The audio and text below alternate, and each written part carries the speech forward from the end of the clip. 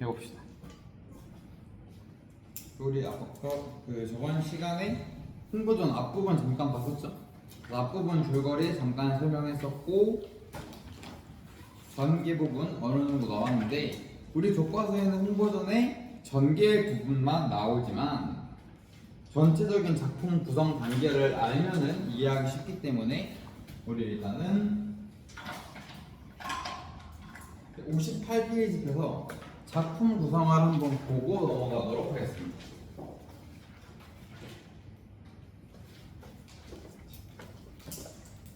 우리 교과서에 수록된 부분은 발단, 전개, 위기, 결정, 결말 중 전개 부분이 나옵니다. 자, 발단 부분은 우리 앞부분 줄거리를 얘기했죠.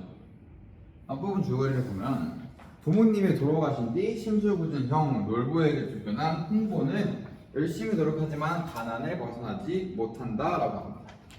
심술 고약한 형 놀보가 유산을 독차지하고 흥부를 어떻게 하죠? 흥부를 집에서 쫓아냅니다.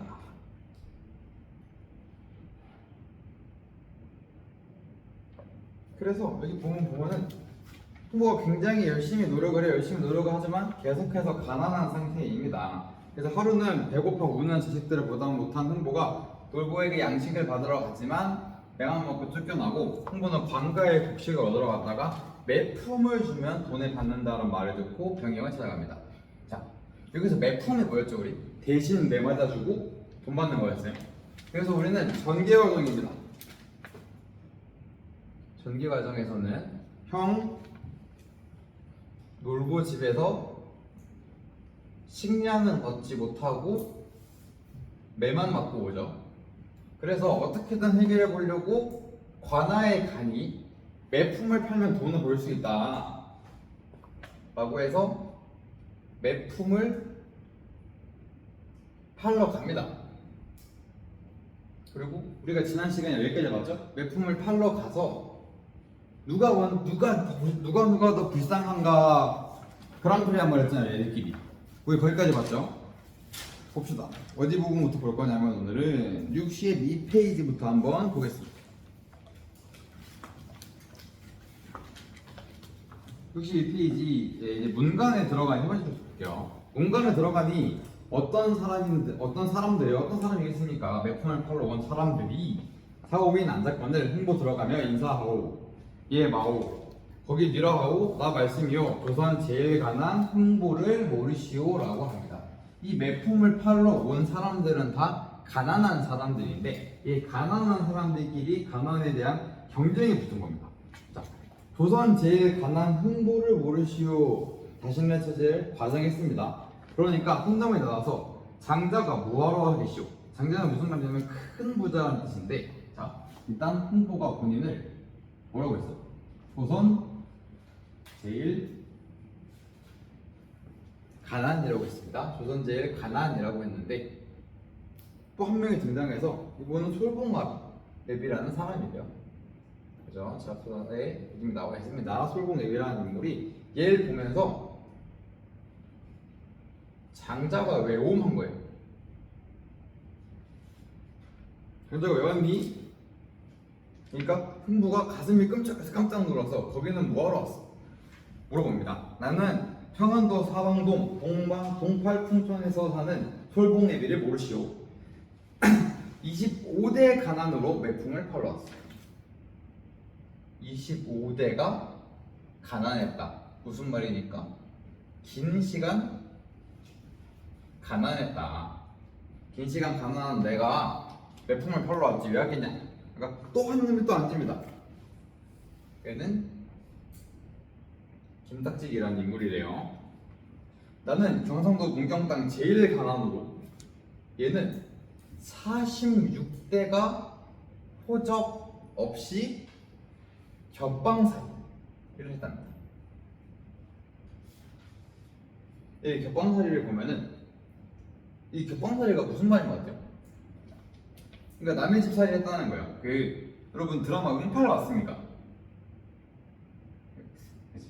나이 차이가 또 드러나네요.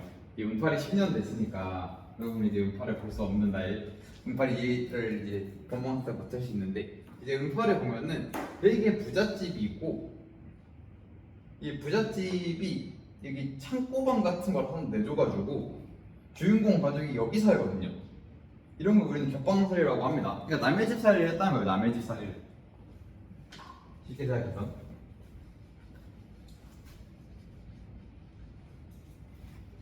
그러니까 46대가 호적도 없이 겹방살이를 했대요. 46대는 몇 년이야? 그죠? 겹딱지기란 말 듣도 못하였어. 한 놈이 앉음에, 한 놈이 나앉음에, 이번 매품은 먼저 온 순서대로 들어간다니 그리하옵세. 저분은 언제 왔소? 나 온지는 저엇이나 장날 아침밥 먹기 전 동틀 때 왔어. 또 한 놈 나앉음에, 뭐 이름을 말하지 않는데 여러 사람들이 앉아있는 얘기합니다. 나는 온 지가 10여일이라도 생놈의 본장한데 맞아본데 아들놈 없소.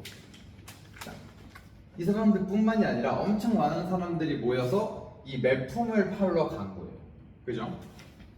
그러니까 이 시간대로 하면 이제 뭐 안 될 것 같으니까 홍보가, 그리 말고 서로 가난 자랑하여 아무라도 제일 가난한 사람이 팔아갑세라고 합니다.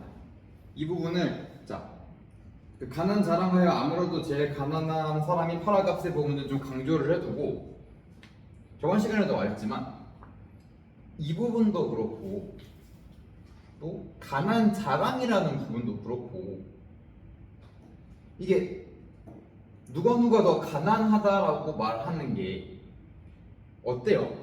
사실 그렇게 자랑의 대상은 또 아니죠. 근데 이 상황에서 가난 자랑을 하는 이 상황은 굉장히 역설적이죠. 이 역설적으로 가난 자랑을 하는 이 상황에 놓여 있는데, 이거는 무슨 이야기냐면 결국에는 이때 당시 시대상이 이렇게 가난 자랑을 하는 이 역설적인 상황이 시대 현실을 반영했다는 거죠. 생각해봅시다. 관아에서 매를 맞는 사람은 잘못을 한 사람일 거예요. 그죠?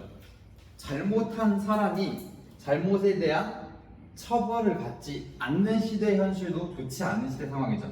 근데 거기에 불과해서 그 사람들이 벌을 받는 거를 돈 주고 팔아서 이렇게 가난한 사람들이 대신 매를 받고 돈을 받는데, 심지어 그거를 자랑까지 해가면서 매를 맞아야 되는 거예요. 이 시대 상황이 굉장히 좋지 않다라는 걸 우리가 알 수가 있겠죠. 그래서 그 말이 옳다 하고 저분 가난 어떠하오 하면서 이제 내가 난 들어보, 집이라고 들어가면 사방 어디로도 들어갈 작은 곳이 없어. 닿는 벼룩 쪼그러 앉을 데 없고 벼룩이 쪼그러 앉을 데도 없다. 그만큼 작다 집이. 삼순구식 먹어본데 아들 없어. 삼순구식 그때 뭐라 했습니까? 30일 동안 9끼니밖에 먹지 못했다. 그럴 정도로 몹시 가난하다. 그러니까 또 한 놈은 나오면서 좋게 먹고 살 수는 있겠소. 자, 3일 동안 9끼밖에 못 먹은 거면 밥을 먹긴 한 거네 같은 거예요. 이 말이 되나? 좋게 먹고 살 수는 있겠어. 저분 가난 어떠하오 하면서 내가 난 들어보고 내 가난 남과 달라. 2대째 내려오는 광주산 사발 하나 선반에 얹은 지가 8년이로돼. 그러니까 8년 동안 이 사발을 쓸 일이 없을 정도로 밥을 먹을 일이 없다. 여러 날 내려오지 못하고 아침 저녁으로 눈물 뚝뚝 씻고 부엌에 노랑쥐가 밥알을 주우려고 다니다가 다리에 가래토시 서서 종개 터뜨리고 들어오는 지가 석 달이 됐다. 지가 먹을 쌀조차 없다. 인간이 먹을 게 문제가 아니라 우리 집은 지가 먹을 쌀도 없다. 주워 먹을. 저우 들으신 바 내 신세 어떠하오. 그러니까 아까 잠깐 나왔던 저 46대 호적 없이 겹방살이 했던 김딱지기, 거기는 참 장자라고 할 수 있어. 자, 벼룩이 앉을 자리도 없는 사람도 2대째 8년 동안 밥을 먹지도 못하고 지가 먹을 밥알도 없을 정도의 사람도 장자라고, 부자라고 해. 내가 난 들어보고 조그마한 한 칸 초막 발 뻗을 경 없어. 우리 아내와 나와 둘이 앉고 누워있으면 내 상투는 울 밖으로 우통 나가고 상투를 밖으로 튀어나오고 내 아내 궁둥이는 담 밖으로 나오니 동네 숨바꼭질하는 아이들이 우리 아내 궁둥이 치는 소리 4월 8일 관등다는 소리 같고, 집에 연기 나지 않은 지가 3년째 되었어. 밥을 3년째 못 해먹고 있다. 좌우 들으신 바 내신 세웠듯이오. 아무 목득에 아들놈도 벌할 것이니. 이게 무슨 말이냐면 자신 외에는 아무도 매품을 못할 거다. 그러니까 이놈 저놈이 아주 거기서 계정을 먹더라니 불평불만을 계속 하는 겁니다. 자, 여기서 서술자의 계기가 나타나죠. 우리 이 흥부전이 무슨 소설이었는지 기억나요?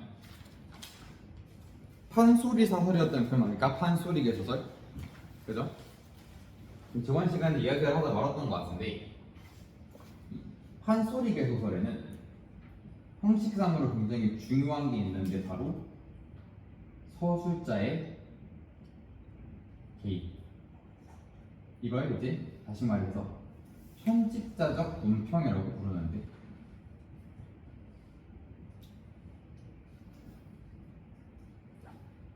여기서 이놈 아주 거기서 개정을 먹더니라 라는 말이 흥보가 한 말도 아니고 다른 사람이 한 말이 아니라 지금 이 상황을 지켜보고 있는 서술자가, 편집자가 직접 이야기에 개입해서 이야기의 상황을 전개해주고 있는 겁니다. 이해할 수 있겠죠? 흥보 숨숨 생각하니 흥보가 생각을 좀 하다 보니까 자기에게는 어느 시절에 차례가 돌아올지 몰라. 공무님 내 매품이나 잘 팔아가지고 가오. 나는 돌아가오 라고 합니다. 이렇게 이거 보면은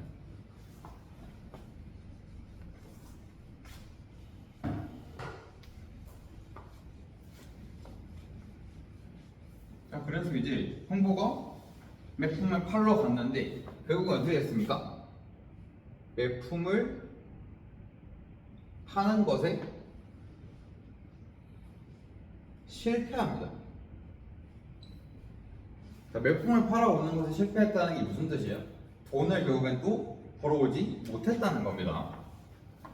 여기 핵심적인 부분 봅시다. 아까 말했던 것처럼 가난 자랑 장면의 효과를 이야기하는데, 가난 자랑 장면의 효과를 통해서 가난한 처지를 과장되게 표현해서 웃음을 유발했다.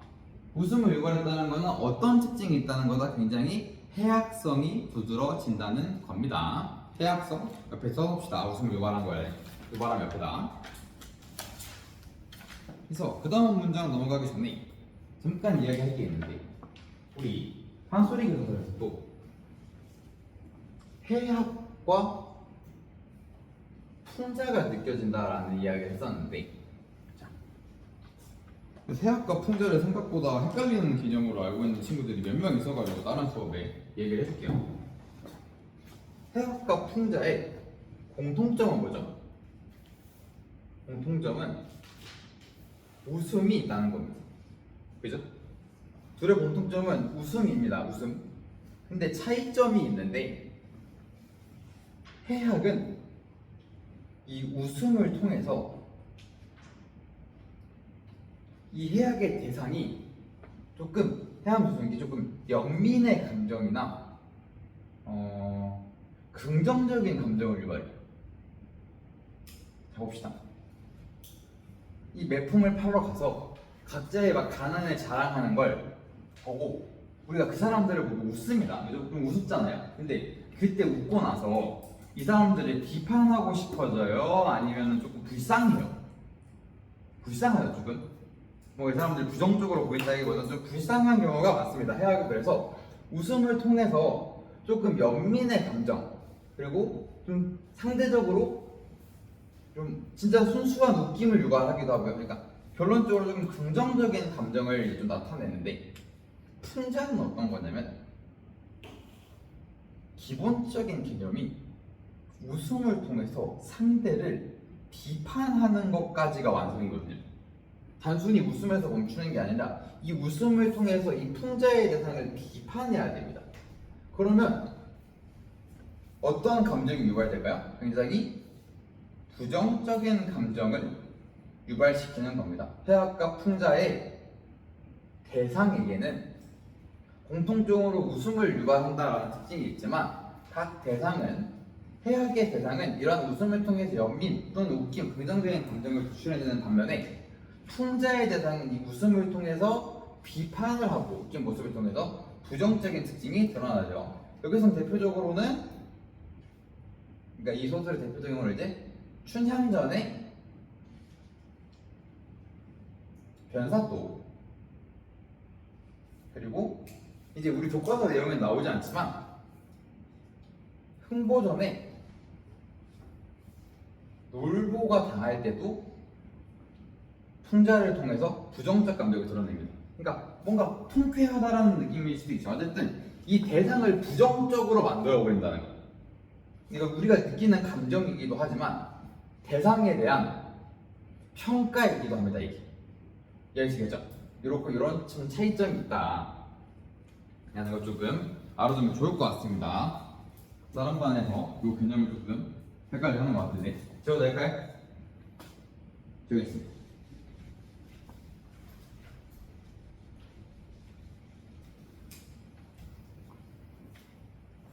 자, 그래서 하직하고 돌아오며 탄식하고 들어가니 흥보 안에 거동보소 판소리 창자 같은 느낌이 납니다. 왈칵 뛰어들어 홍보솜에 검쳐잡고 듣기 싫을 정도로 크고 솔깃 울며 자, 흥보 안에는 흥보가 매품을 팔고 온 줄 알죠.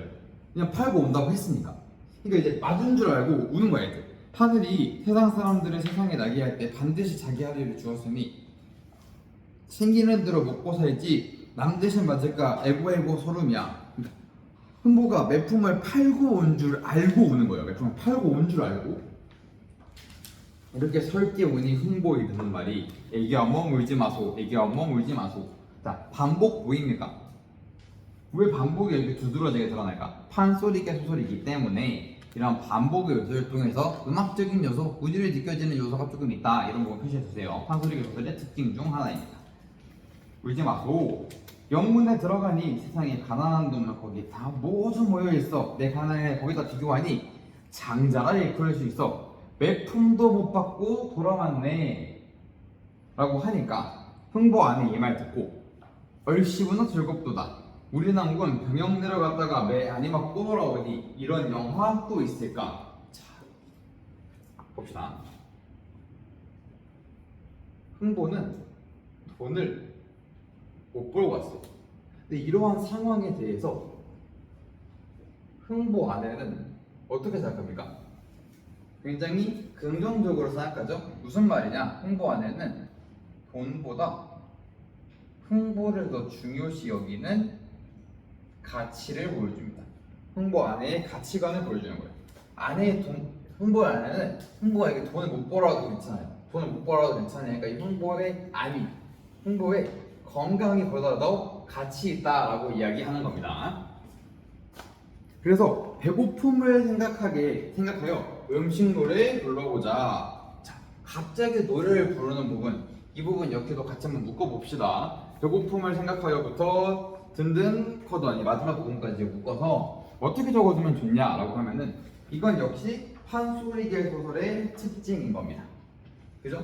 우리가 기존에 알고 있던 다른 소설들은 이렇게 노래를 부른다거나 운율이 느껴지는 게 많지 않아요. 현대소설 생각해 봅시다. 현대소설 우리가 배워왔던 현대소설에서 갑자기 중간에 노래 부르고 운율이 느껴지는 부분을 느낀 적이 있습니까? 많이 없죠? 판소리계 소설이기 때문에 이런 점들이 드러나는 겁니다. 배고픔을 생각하여 음식 노래 불러보자. 무슨 밥이 좋던게요? 보리밥이 좋거든. 무슨 국이 좋던게요? 바질국이 좋거든. 자, 뭐가 좋던게요?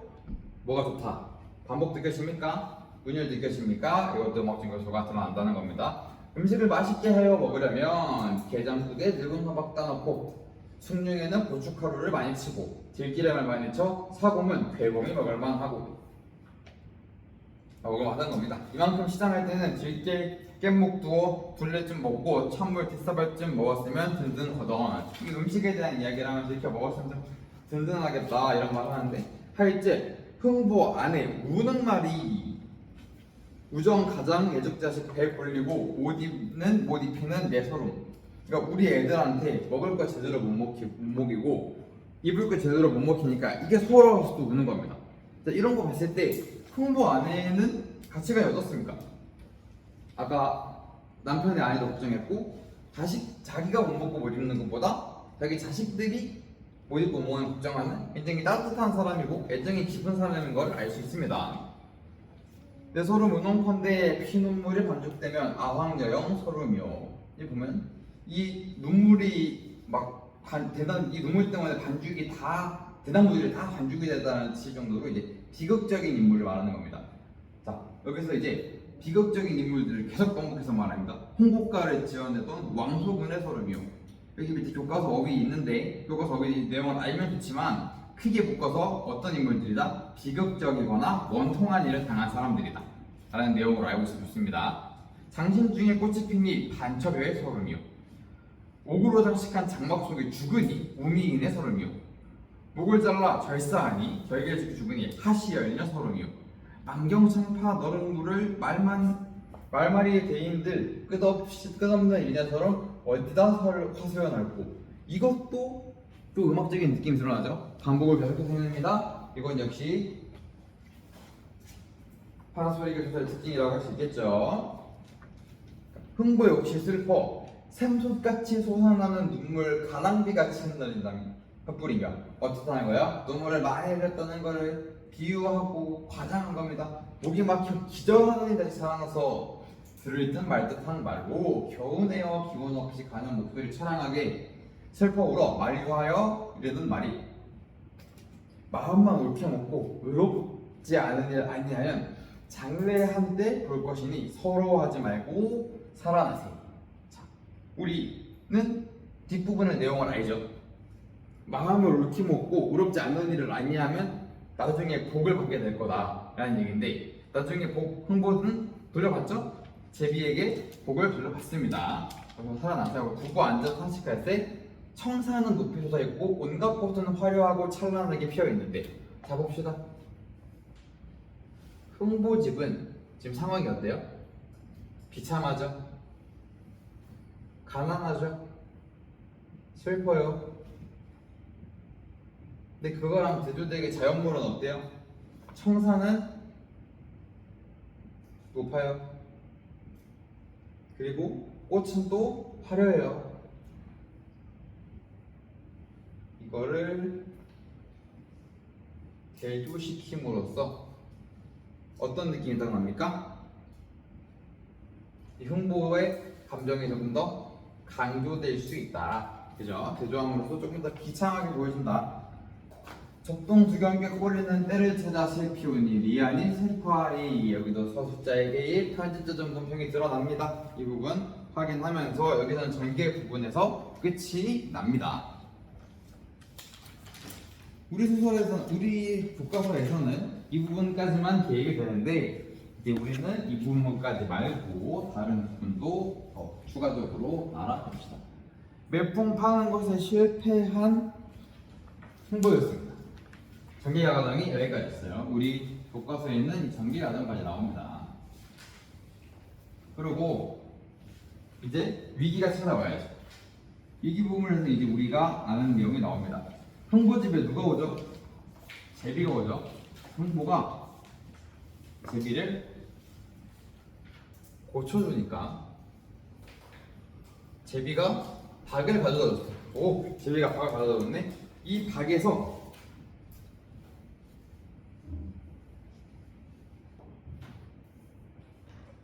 뭐가 나옵니까? 금은보화가 나와서 부자가 된 거야. 근데 이걸 보고 세심한 놀부가 어떻게 하죠? 다리를 부러뜨리고 고쳐요. 그럼 이 말은 우리 아까 전에 무슨 말이랑 똑같은 거냐면 얘는 무슨 일을 한 거냐면 의롭지 않은 일을 한 겁니다.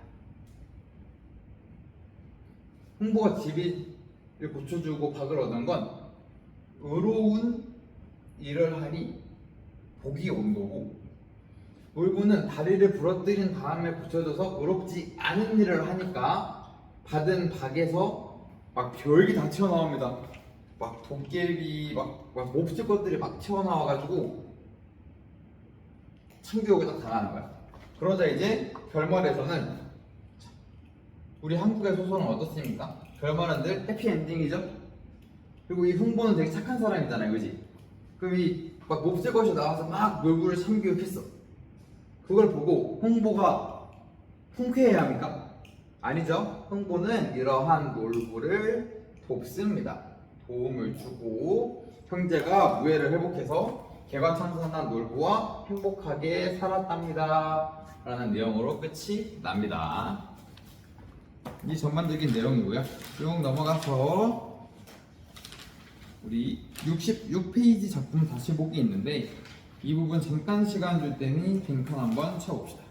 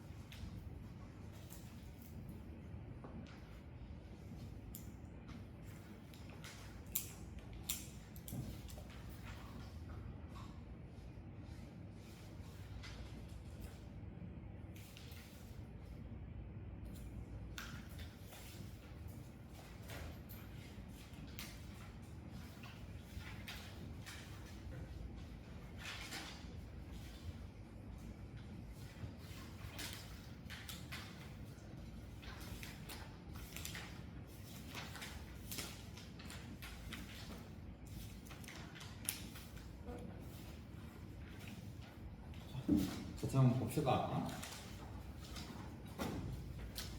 그럼 개강 부분부터 봅시다. 갈래는 판소리기 소설이자 국문 소설이고요. 성격은 해학적이고 풍자적이고 교훈적이다. 무슨 교훈을 줍니까? 밑에 주제에 나오죠. 권선징악, 착하게 살아야 한다. 형제간의 우애를 지켜야 한다. 라는 교훈도 주기도 합니다. 그래서 조선 후기 전라도와 경상도 경계 부근 마을에서 벌어지는 일이고 여러 가지 요소들을 해학적으로 표현합니다. 가난에 대한 표현도 그렇고요. 다양한 부분들을 웃음을 유발하고 조선 후기 사회상과 세태가 반영된다라고 하고 있습니다. 이게 판소리계 소설의 특징인 건데 우리 판소리계 소설의 특징을 한 번 더 정리하겠습니다. 크게 보고 판소리계 소설입니다. 아까 많이 얘기하긴 했는데 한번 정리를 좀 해봅시다. 판소리계 소설이 어떤 건지. 판소리계 소설은 일단 기본적으로 판소리 대본이랑 대본이 소설로 정착된 경우입니다. 자, 판소리 대본이 소설이 됐다. 판소리는 뭐죠? 노래잖아요, 노래. 이 노래 쉽게 설명하면 이제 뮤지컬 같은 건데 이게 대본이 소설이 됐다. 그럼 당연히 뭔가 이 음악적 요소가 나타날 수밖에 없는데 특징을 보자면 첫 번째 조선 후기 뭐가 드러나냐? 서민의식이 드러납니다. 왜 서민의식이 드러나냐면 조선 후기가 되면 될수록 문학을 향유하는 문학의 향유층이 다양해지고 이제 조선 후기에는 서민들이 문학을 향유하기 시작하는데 그러면서 주인공이 서민인 경우도 많고 향유하는 사람이 서민이 많다 보니까 이런 서민 의식을 담기 시작합니다. 그리고 이 노래의 특징이다 보니까 운율감이 많이 느껴지죠. 그리고 되게 서술자의 개입이 많이 느껴집니다. 그와 함께 또 나타나는 게 조선후기의 서민 의식을 담지만 이 작품을 서민들만 향유하는 건 아니죠. 그렇기 때문에 다양한 언어가 드러나요. 그리고 저번 시간에 한번 말했는데 이면적 주제가 나타나기 시작합니다. 조선록이 서민들과 다양한 언어와 이면적 주제가 나온 건 서민과 양반이 함께 즐겼기 때문인데, 우리 아까 전에 흥보전 주제 얘기할 때 주제 2개 나왔던 거 기억나요? 주제 뭐랑 뭐 나왔어요? 한번 같이 볼까? 주제 보면은 형제간의 우애 나왔어요. 형제간, 우애, 권선, 징악. 봅시다.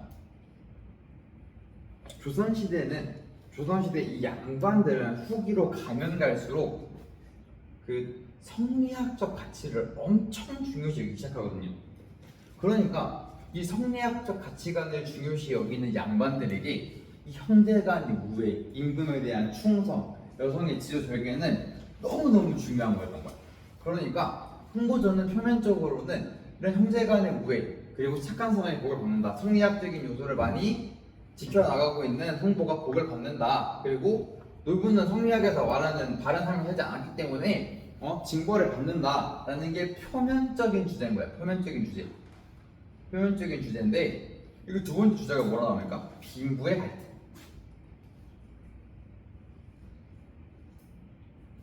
이 빈부의 갈등의 극에 치달아서 가난한 자가 매를 맞는 것까지. 그러니까 사실 흥보전을 쓴 어떤 판소리를 쓴 사람은 이걸 말하고 싶었을 수도 있다라는 이야기가 나오는 겁니다. 근데 양반들도 향유하고 있는데 대놓고 빈부 갈등을 얘기하고 막 가난한 자가 막 대신 매를 맞는 이 시대상을 대놓고 말하면 양반들이 어떻게 생각할까요? 불편하죠. 높으신 분들이 불편할 거 아니에요. 근데 당시에는 신분제 사회인데 높으신 분들이 불편해할 만한 주제를 아무거나 막 쓰면은 그걸 쓴 사람은 어떻게 될까? 굉장히 안 좋은 일을 보게 될 겁니다. 그래서 이거는 보통 굉장히 해학적인 요소로 다룹니다. 그렇지 않습니까? 풍자적인 요소로 다룹니다. 무슨 얘기냐? 웃기게 다룹니다. 빈부의 갈등, 가난한 자들이 매를 맞기 위해서 막 얘기하는 부분 해학이었어요. 풍자였어요. 그죠? 그래서 이렇게 표면적인 주제의 형제간의 우애, 권선징악 안에 빈부의 갈등을 비판하고자 하는 걸 숨겨놓은 겁니다. 얘네를 우리는 이면적 주제라고 부를 수 있는 거죠. 이게 판소리기 소설의 특징입니다. 이런 판소리기 소설이고요. 그래서 해학적 요소가 많다. 풍자는 이제 우리 교과서에 나오지 않는 후반부 내용이 좀 많이 나옵니다. 근데 다행히 학습 활동에 그 풍자에 대한 부분이 나와요.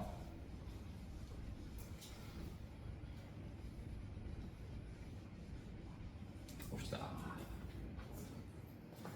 발단 전개 위기 결정 결말 부분은 짜이면 아까 봤으니까 한번 넘어가도록 하고, 이 중간 3번에 들어갈 거는 매품을 팔아가 정답이 되겠죠.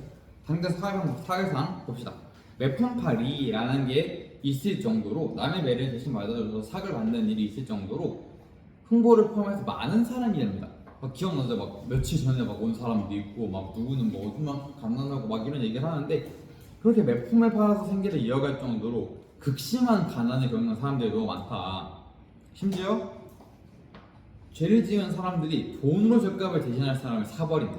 이런 물질주의적 가치관이 팽배하고 윤리의식이 완전히 사라진 시대를 비판하는 거죠. 그래서 가난 장면 효과, 이거 한번 별표 한 3개 정도 쳐볼까요? 난 이 부분이 이 교과서에서 낼 수 있는 가장 중요한 부분이라고 개인적으로 생각을 합니다. 왜냐면 이제 이게 표현상의 특징도 잘 드러나고 이걸 통해서 이렇게 사회성도 느낄 수 있기 때문에 아마 이 부분이 막 가난 자랑을 하는 장면이 시험에서 가장 잘 다루기 쉬운 부분이지 않을까라는 생각이 듭니다. 자, 처음 나왔던 인물은 자기는 벼룩조차 앉을 자리가 없는 곳에 살고 3일 동안 30일 동안 9끼니도 못 먹는다. 그러니까 인물이가 넌 부자다. 나는 8년 동안 사과를 쓴 적이 없고 쥐가 죽는다. 그러니까 또 다른 사람은 나는 집이 너무 작고 밥을 못 해먹으니 3년이 된다. 막 이런 식으로 가난을 막 과장하고 이렇게 뭐 자랑하면서 이걸 굉장히 해학적인 요소로 표현한다. 그죠? 이게 표현상의 특징과 효과까지 동시에 나타납니다. 과장법, 해학, 비유 이런 거 계속 나오죠. 이런 거 좀 염두에 두고 가난 자랑 장면의 효과를 확인해두면 좋습니다. 그래서 활동하기로 넘어가 보면은 이 소설의 주요 사건을 정리하자고 합니다. 우리가 본 부분, 교과서에 수록된 부분의 주요 사건, 매품을 팔기로 결심한 부분, 매품을 팔려고 막 자기 가난을 자랑하는 부분, 그리고 매품을 팔지 못하고 돌아오는 부분이 주요 사건입니다. 세 사건이 일어나는데, 자, 매품을 팔기로 했어요. 매품을 팔기 결심을 하니까 흥보 자식들이 어땠습니까? 철이 들었어요? 안 들었어요? 아빠를 막아야 되는데 막 물건 사달라고 하죠. 그 다음에 마지막에 장남은 또 나타나가지고 동생들 막 비판하면서도 자기는 더 사달라 그래요. 그 부분도 굉장히 해학적인 부분이었죠. 그 이후로 이제 매품을 팔겠다고 자랑하는 부분에서는 가난 자랑을 하지만 흥보는 그렇게 가난 자랑을 할 정도로 가난하지 않다. 오히려 내가 부자잖아 라는 생각이 들 정도로 가난한 사람들이 있어서 매품을 못하고 돌아오지만 흥보의 아내는 흥보를 사랑하는 마음이 더 커서 매력받지 않고 돌아온 것을 굉장히 기뻐합니다. 이러한 주요 사건들을 통해서 밑에 나오는 인물들의 성격을 이야기할 수 있겠죠. 흥보는 어때요? 내가 대신 매를 맞아서라도 돈을 벌려고 한다. 이 가장으로서 책임감이 굉장히 깊고 굉장히 착한 사람입니다. 그리고 흥보의 아내 역시 이제 남편을 사랑하고 자식을 사랑하는 애정이 깊은 사람임을 알 수 있고 대신 이 자식들은 그걸 참지 않아내는 철이 없어요. 그죠? 그리고 이제 2번 3번은 보게 될 건데 이제 2번 판소리 교수의 특징은 너무 많이 얘기했기 때문에 좀 넘어가고 3번 해학과 풍자 중에서 이 소설의 다른 부분을 우리 한번 볼 건데 자 여기서는 이제 풍자가 나옵니다. 우리 아까 풍자와 해학의 차이점 얘기했었죠. 풍자는 해학과 다르게 남을 웃음을 통해서 비판할 걸 비판해서 이 풍자의 대상을 굉장히 부정적으로 바라보게 만든다라는 이야기를 했었는데 그걸 통해서 한번 볼게요. 놀보는 심사가 고약하여 남들은 5장 6부 우리 내장을 5장 6부라고 하는데 놀보는 5장 7부였다. 어느 유의합니다. 남보다 하나 보가 더 있는 것은 심사보였다. 심술보 얘기하는 겁니다. 남들은 없는 보인 심술보가 하나 더 있어가지고 얘는 5장 7부다. 놀보가 심사보를 가지고 평생 행세를 하되 꼭 이렇게 하게 되었다. 대장군방에서 나무배기. 그러니까 이게 정확히 어떤 행사인지 몰라도 됩니다. 나쁜 짓이라는 거예요. 잠자는 놈 눈썹 뽑기. 착한 짓은 아니죠. 초상난데 춤추기와 불붙는 집 부채질과 무덤대를 수시로 뽑기, 곱사등이 뒤집어 놓기, 상여맨 놈. 이거 장사 제사를 지내는 상여맨 놈 정강이 차기, 옹기짐 고임 작대기 차기, 오줌 누는 놈 벽살 잡기, 하품하는 놈 뒤집어 넣기, 글 쓰는 놈 옆구리 쑤시기, 또 장가면 억지 운정, 집에 두면 도작질을 쥐하로 삼으니 형제 우애를 알소냐. 자, 흥보의 이런 심술궂은 악행들을 구체적으로 막 나열을 하고 있는데 조금 어떻습니까? 막 진짜 나쁜 짓이지만 특정 요소들은 조금 웃겨 보이게 돼요. 이 나열하는 부분들 막 잠자는 놈 눈썹 붓기 이런 막 사람을 막 때리고 막 폭행을 크게 저지르고 이런 건 아닌데 이런 것들을 통해서 조금 더 어떻게 보면은 유머러스하게 웃김의 요소를 넣은 겁니다. 그래서 풍자의 대상은 놀보죠. 놀보가 심사보가 하나 더 있다는 어느 유의를 사용하기도 하고 이 사람이 이런 행동을 통해서 좀 웃기긴 한데 이걸 듣고 나서 이 대상에 대해서 긍정적인 느낌이 전혀 안 드네. 그죠? 그게 이제 해학과 차이였습니다. 그 위에서 본 해학은 웃긴 데 좀 불쌍하고 연민의식이 느껴졌는데 놀보를 웃기게 묘사한 거에는 전혀 우리가 이 사람을 불쌍하게 여기는 느낌이 안 들고 그냥 이놈은 나쁜 놈이다 라는 생각이 들게 만드는 겁니다. 대상을 희화화해서 웃음도 줄 뿐만이 아니라 풍자는 독자로 하여금 이게 비판적인 시각을 실제로 갖게 하는 겁니다. 근데 판소리계 소설에서는 직접적으로 비판을 하기도 합니다. 이렇게 우리가 지금까지 놀부전을 홍보전을 봤는데, 그리고 앞에서도 봤던 건데, 고전 예전에 쓰여져 있는 소설이랑 지금 현대에 생긴 현대 소설들이랑도 결국은 공통점이 있다는 겁니다. 자, 우리 지금 현실에 살아가는 그 과거 뭐 일제강점기라던가 뭐 해방기라던가 그런 시절에는 풍자할 게 없었을까? 풍자할 게 있었겠죠, 꾸준히. 그래서 우리 문학에서는 소설에서는 꾸준히 풍자와 해악이라는 요소를 이용해 왔는데, 그게 광복 직후 세태를 그린 소설 미스터 방이라는 소설입니다. 여기서 미스터 방이 이제 풍자의 대상인데, 이제 풍자의 대상이다 라는 생각이 들면은 무슨 생각이 들어야 된다? 비판받을 대상이구나 라는 생각을 가지고 한번 내용을 보겠습니다. 앞부분 줄거리: 집신장수 아들인 방상복은, 자, 제목이 미스터 방이었는데 방시성을 가진 사람이 나왔네요. 중심 인물이겠죠. 그리고 미스터 방이 여기서는 방상복이 비판 대상입니다. 길거리에서 신기루 장수를 하다가, 그러니까 신발 장수 한 겁니다. 지금으로 신발 장수를 하다가 광복 직후 혼란기의 기회를 엿보다가 미군 장교 S 소위의 통역이 되어 권세를 누린다. 한편 친일파 백주사는, 자, 광복 직후의 친일파 문학인들에게 엄청난 풍자의 대상이 됐겠죠. 백두산은 광복 후 군중들의 습격으로 재산을 모두 잃고 도망쳤다가 어느 날 우연히 방산복을 만난다. 자네가 방방합니다. 자, 친일파가 막 도망치다가 방산복을 마주친 거예요. 근데 이 광복 직후였잖아요. 광복 전에는 친일파인 이 백주사는 어떤 대상이 여겼어요? 방산복보다 훨씬 높은 지위를 가진 사람이 여기죠. 근데 지금은 방산복이 훨씬 높은 위치에 올라가 있어요. 그러니까 출세에서 나타난 방산복을 보고 친일파 백주사가 놀랍니다.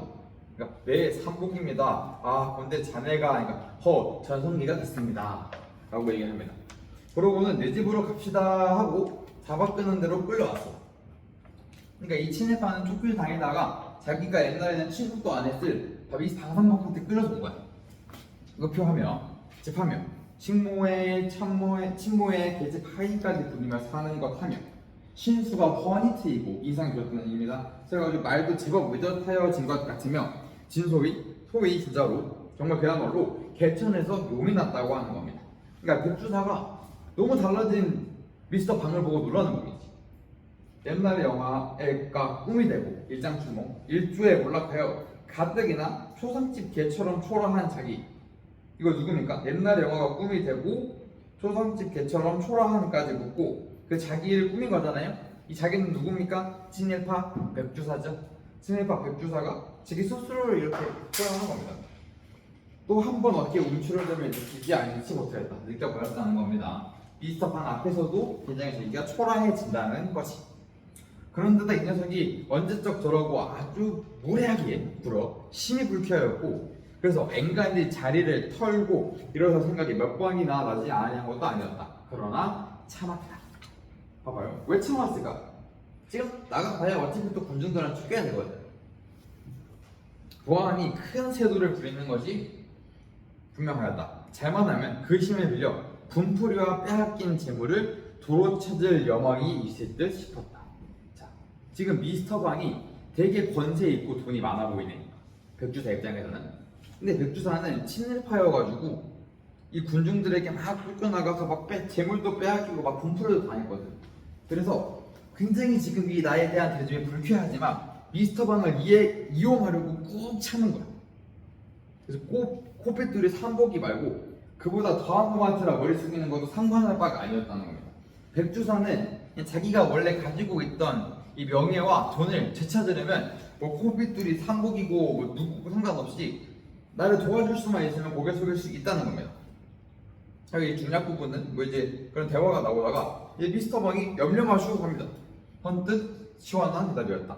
진정인가? 그러니까 뭐 당장이라도 내 입 한 번만 떨어진다 치면 기관총 들맨 MP가, 여기서 MP 뭐라고 하죠? 군사경찰입니다. 군인이다, 군인. 군인들이 100명이고 1000명이고 들끓어 내려가서 들이 쑥밭을 만들어 놓습니다. 쑥밭을. 그러니까 막 이제 자기가 사실 그냥 통역사의 뿐인데 조금 이제 신발 장수할 때보다 괜찮아졌다고 막 허세를 부리는 거야, 백주사한테. 고마워. 우리 백주사는 복수하여지는 광경을 선이 연상하는 겁니다. 그래서 막 아까 지금 미스터 방이 막 자기가 한마디만 하면 막 경찰들이 막 온다 그러잖아. 그러니까 이제 막 그걸 상상하면서 복수하려고 미스터 방의 손목을 잡싹 잡은 거지. 백골 낭망이겠네. 이 은혜를 잊지 않겠다. 너무 고맙다. 놈들을 깡그리 죽여놓을 테니 보시오 하고 또 허세를 부립니다. 자네라면 어련하겠나? 흰말이 아니라 참 이승만 박사도 내 한마디면 그만 다 제발이오. 와, 자기가 이승만 박사도 내와 한마디면은 내 말을 듣는다는 겁니다. 이거 엄청난 권세를 가지고 있는 것처럼 일단 얘기를 합니다. 미스터 방은 그러고는 냉수 그릇에 집어 한 모금 물 꿀쩍꿀쩍 양치를 한다. 웬 버릇인지 그는 미스터 방이 된 뒤로 술 먹으면서 양치하는 버릇이 생겼다. 지금 미스터 방 어때요? 이 자기가 얻은 권세 이런 걸 막 자랑하고 강조하고 허세를 막 부립니다. 왜냐면 뭔 말이냐면 당상복일 때는 술 마시면 양치 안 했다는 얘기예요. 당상복일 때는 아니었는데 S 소위 통역사 미스터 방인 나는 술 마시면 양치한다라는 겁니다. 달라진 상황을 말하는 거예요. 양치하려고 양치한 물을 채취하려고 휘휘 들어보다가 일어나서 노대로 이렇게 바닥으로 텅큼텅큼 나간다. 노대는 현관통통 비었다.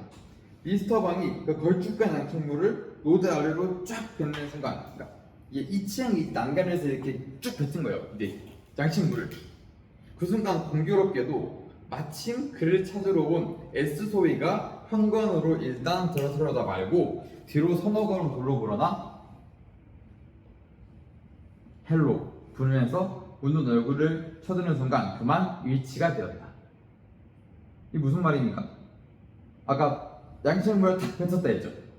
근데 그 순간 그 물에 S 소위가 맞았어요.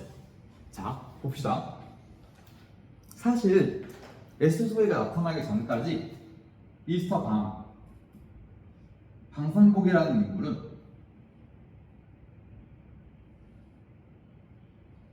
허세가 엄청나지. 이 친일파 백주사라는 사람을 엄청 하대했잖아, 그지? 그리고 막 허세를 막 부리면서 막 이승만 박사도 내 말 한마디면 꿈뻑을 못한다, 막 내가 한마디 입을 열면은 막 군인 몇백 명이 간다, 막 이런 얘기를 했어. 근데 그런 미스터 방이 양치하고 양쪽으로 탁 뱉었는데 거기 S 소위한테 탁 간 겁니다.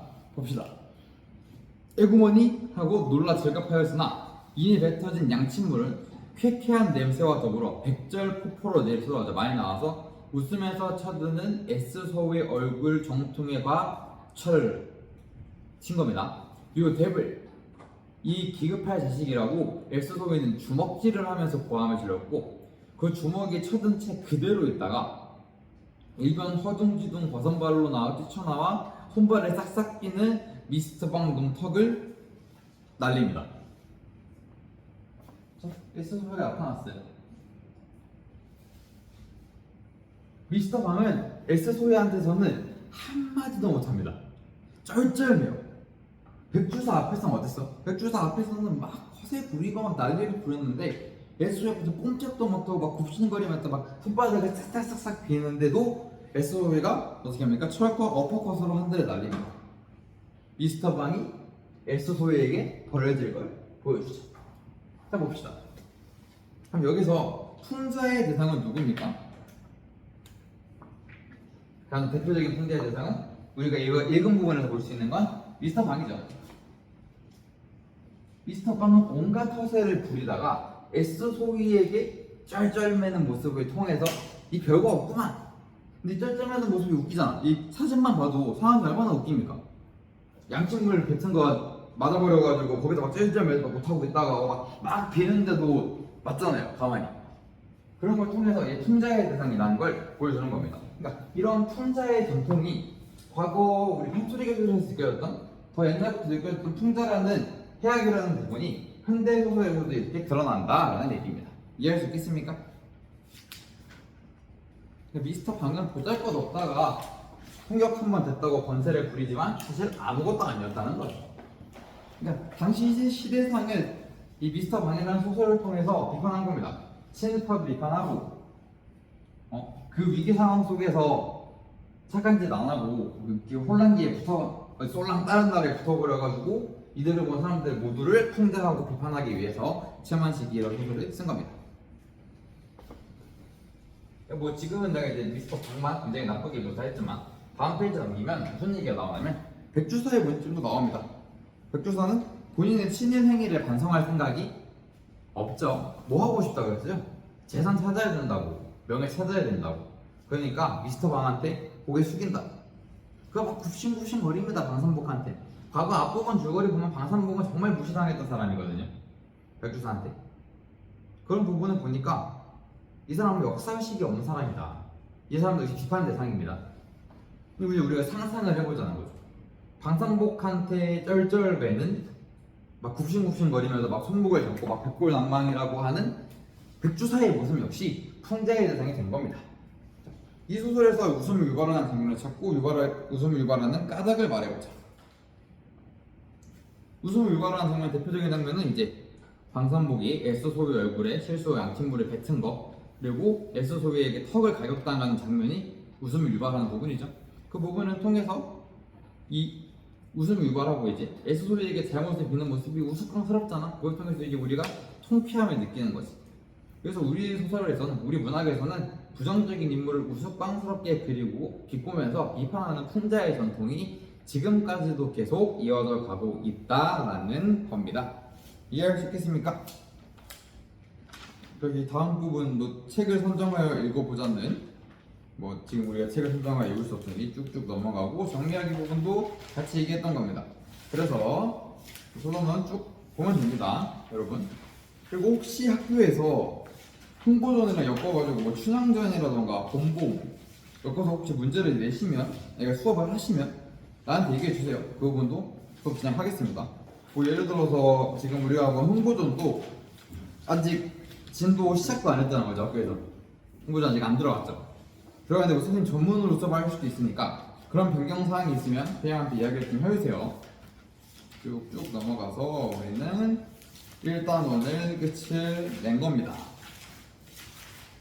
뭐 시험 범위에 대한 이야기도 아직 없었습니까?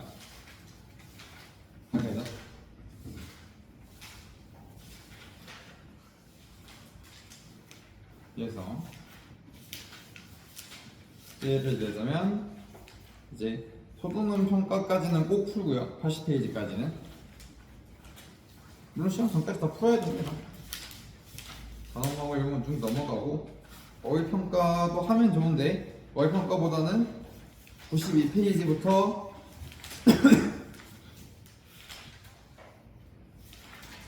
103페이지까지 있는 대단원 평가를 조금 유의해서 풀어보세요.